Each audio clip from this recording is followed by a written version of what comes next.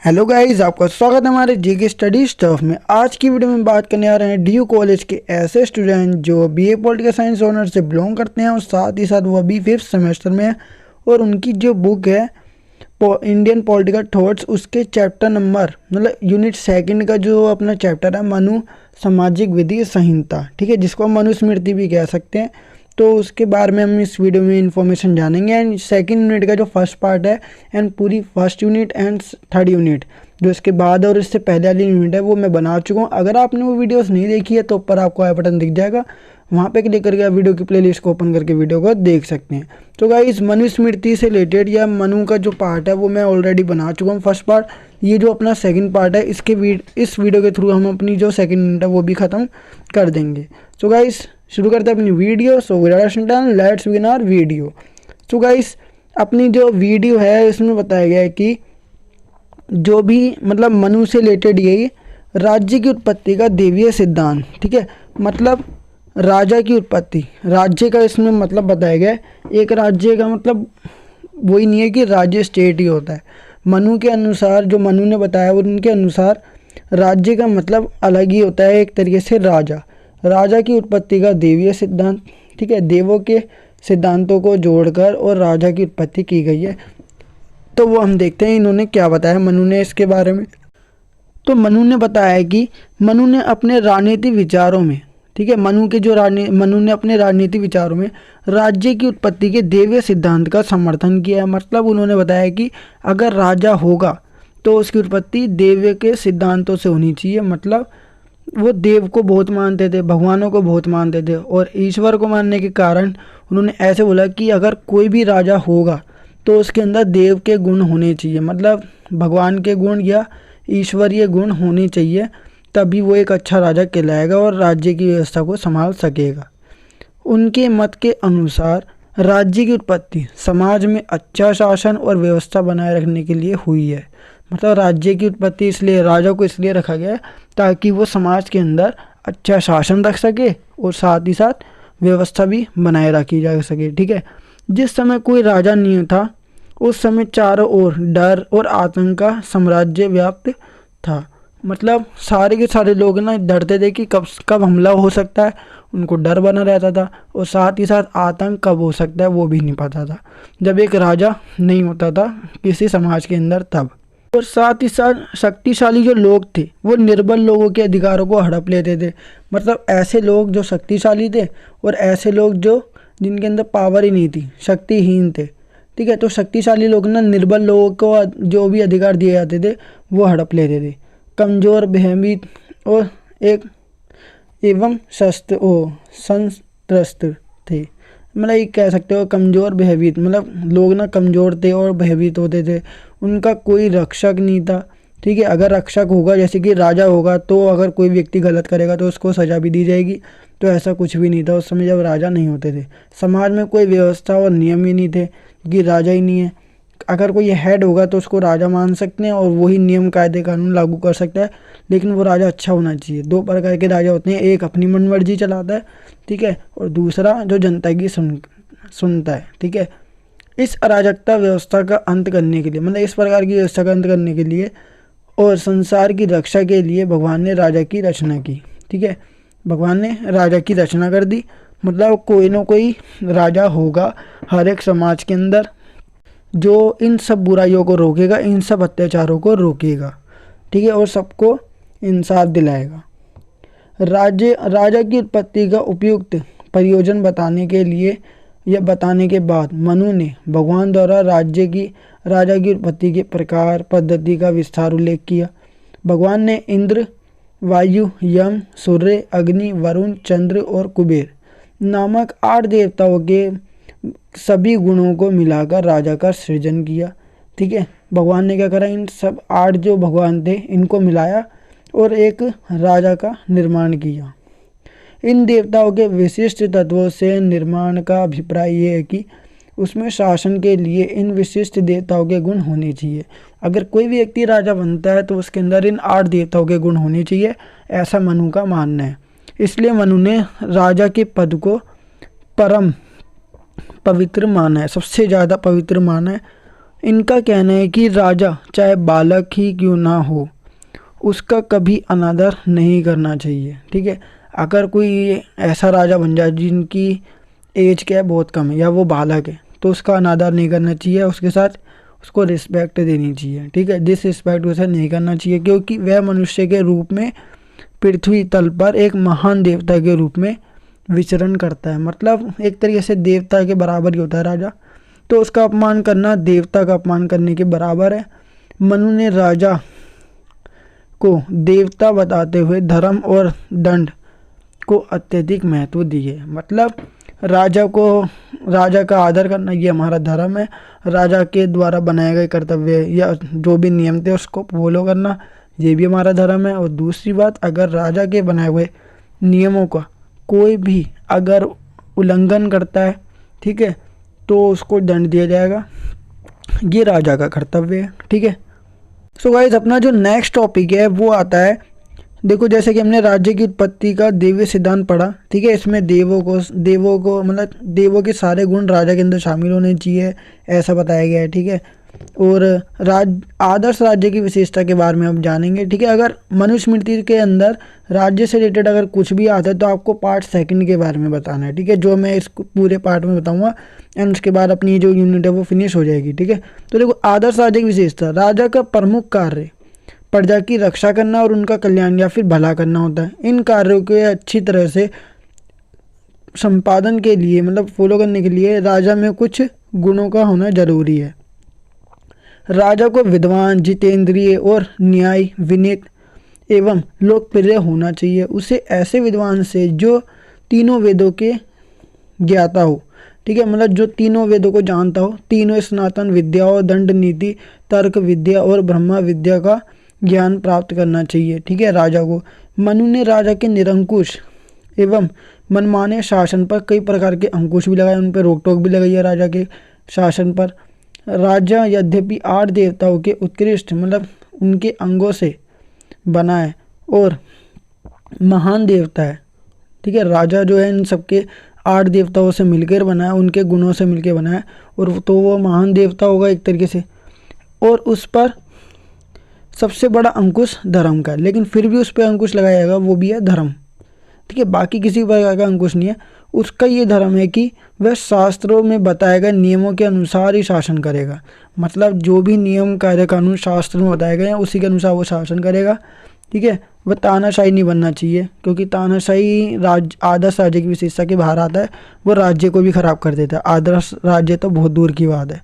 वह इन नियमों का निर्माता नहीं है, वो इन नियमों को खुद मतलब निर्माता या फिर मालिक नहीं है। ठीक है, जो उसने खुद बनाया हो ये धर्म के ऊपर है, ना ही इसमें किसी प्रकार का परिवर्तन कर सकता है, वो चेंज भी नहीं कर सकता। एक तरीके से जैसा बताया गया है शास्त्रों में वैसा ही वो चलेगा। राज्य में सर्वोपरि स्थान राजा का नहीं बल्कि धर्म का है। ठीक है, सबसे ऊपर धर्म होता है, उसके बाद राजा है।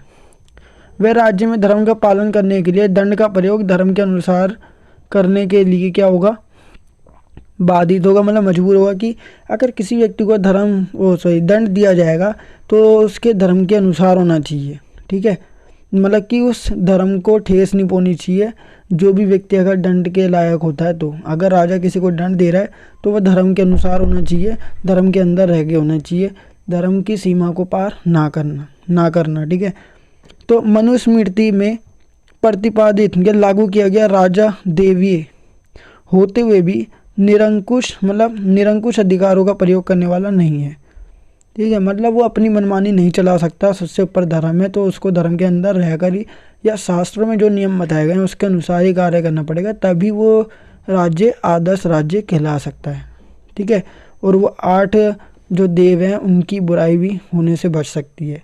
ठीक है, क्योंकि उन्हीं के गुणों से मिलकर वो क्या बना है, राजा बना। इसलिए इसके बाद बताया गया है कि मंत्री परिषद, ठीक है, एक आदर्श राज्य की विशेषता ही चल रही है मंत्री परिषद।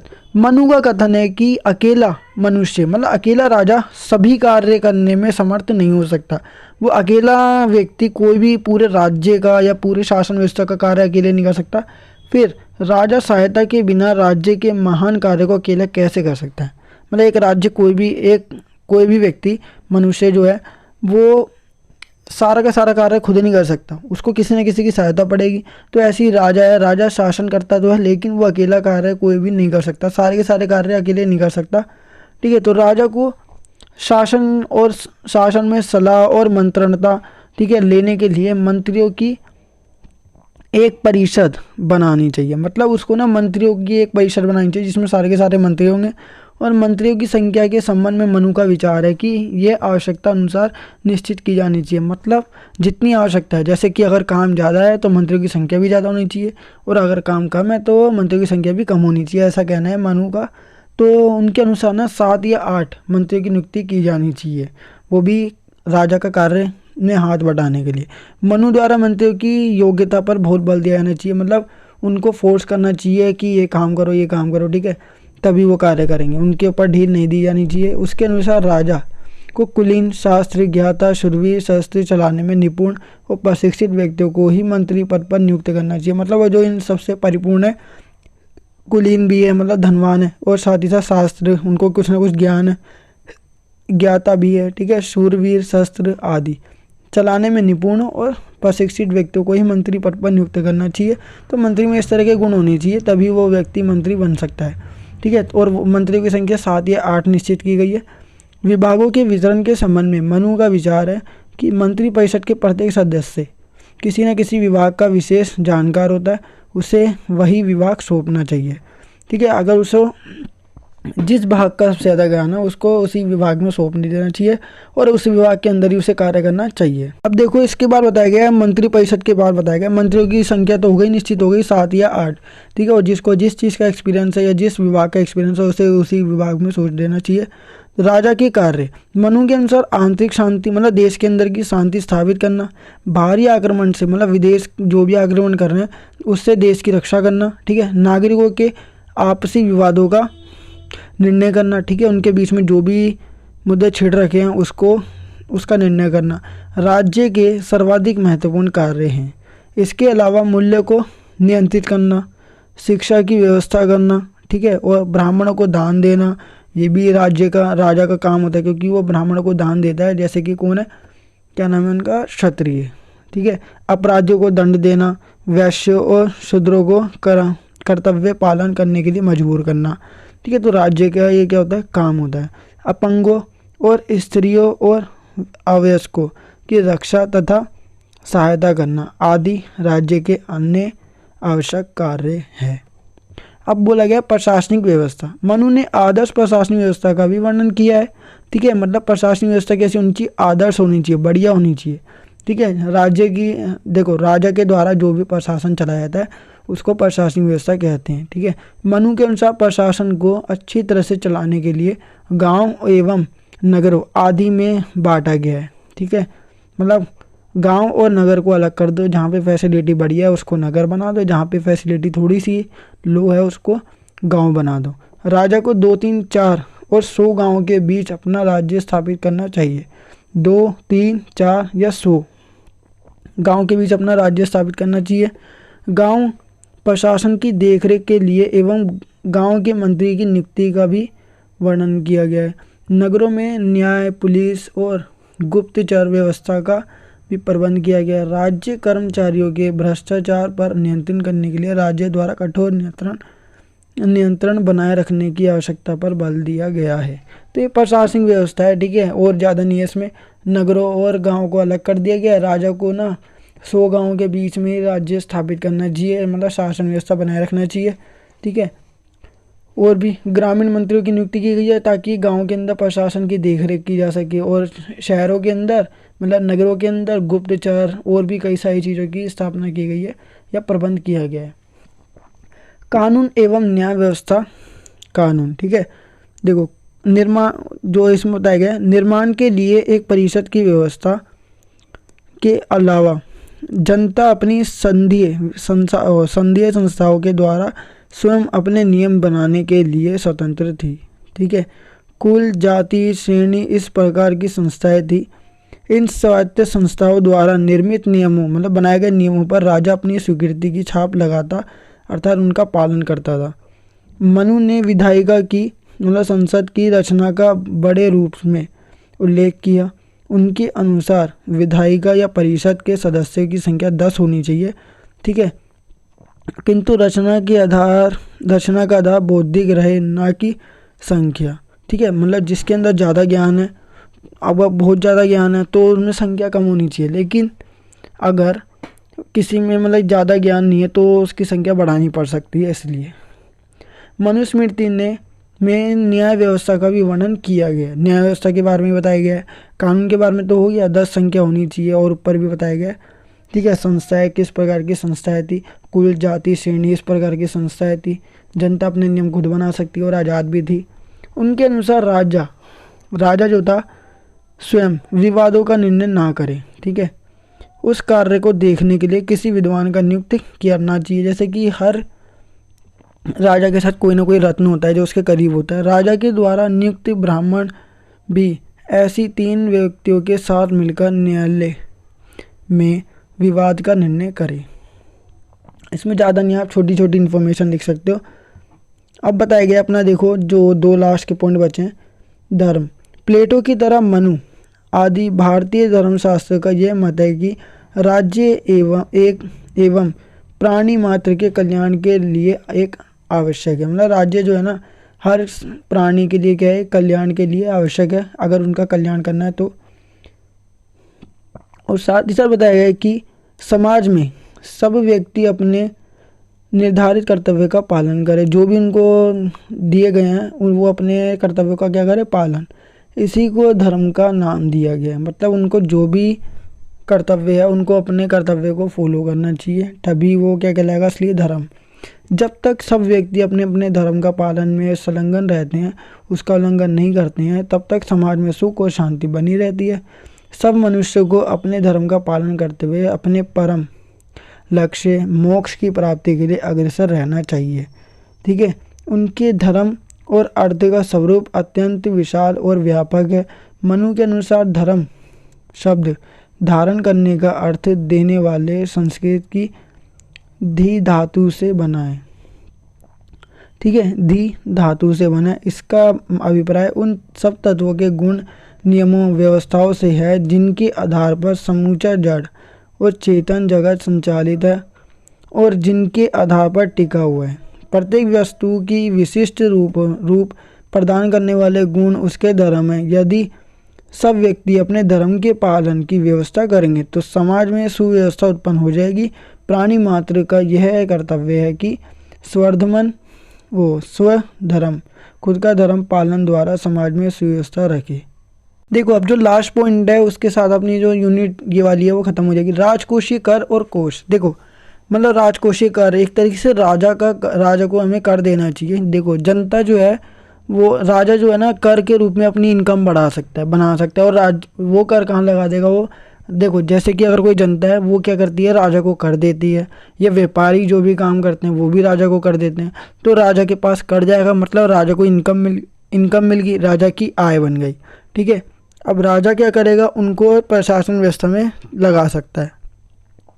अब देखो ये भी हो सकता है कि राजा को ना जनता से कर तो वसूलना चाहिए लेकिन कम, ठीक है। क्यों? क्योंकि मनु का मानना है कि अगर राजा जनता से अधिक कर वसूलेगा तो वो जनता का क्या कर रहा है, शोषण कर रहा है, जनता के साथ अत्याचार कर रहा है, जनता के साथ गलत कर रहा है, ठीक है। क्योंकि हो सकता है कि सभी के पास कर उपलब्ध ना हो इतना, अगर राजा ज़्यादा कर मांगता है तो एक तरीके से फिर बाद में राजा को गुस्सा भी आ सकता है और राजा उनके साथ अत्याचार भी कर सकता है या उनका शोषण भी कर सकता है। एक तरीके से राजा को जनता से कर वसूलना चाहिए लेकिन कम मात्रा में, और राजा को कर वसूलना चाहिए व्यापारियों से भी, क्योंकि वो अनेक प्रकार के कार्य करते हैं, बिजनेस करते हैं, तो उनसे कर भी वसूलना चाहिए राजा को।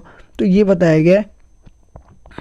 और बाकी ऐसे व्यापारी जो स्वर्ण से रिलेटेड काम करते हैं, धातु से रिलेटेड काम करते हैं, या सुगंधित पदार्थ फल फूल खाकर मिट्टी के बर्तन आदि पर उचित रूप से कर लगाया जाना चाहिए। मनु के अनुसार जो राजा मूर्खतावश अधीन प्रजाजन से अधिक कर वसूलता है, मतलब एक राजा अगर जो पागल हो जाता है और ज़्यादा कर वसूलने लग जाता है, तो मनु का मानना है कि वो अपनी जनता का ही क्या कर रहा है, शोषण कर रहा है, और साथ ही साथ बंधु बांधवों का ही नाश करता है। मतलब एक तरीके से राजा के लिए बंधु बांधव जनता है तो उनका ही वो क्या कर रहा है, नाश कर रहा है। और हो सकता है कि राजा में असंतोष की भावना आ जाए, फिर राजा को वो हटा भी सकती है। तो गाइज़ ये थी अपनी मनुस्मृति से रिलेटेड ओवरऑल इन्फॉर्मेशन। गाइज़ इसके साथ अपनी जो ये यूनिट है वो फिनिश हो जाती है। आई होप गाइज़ आपको ये वीडियो जरूर पसंद होगी। अगर आपको वीडियो पसंद है वीडियो को लाइक शेयर कमेंट करना बिल्कुल ना भूलिए, और साथ ही साथ अगर आप हमारे चैनल पर नए हो तो चैनल को सब्सक्राइब एंड बेल नोटिफिकेशन पर क्लिक करके आप हमारी आने वाली हर वीडियो की नोटिफिकेशन पा सकते हैं। सो गाइस मिलते हैं नेक्स्ट वीडियो के साथ। So thanks for watching this video.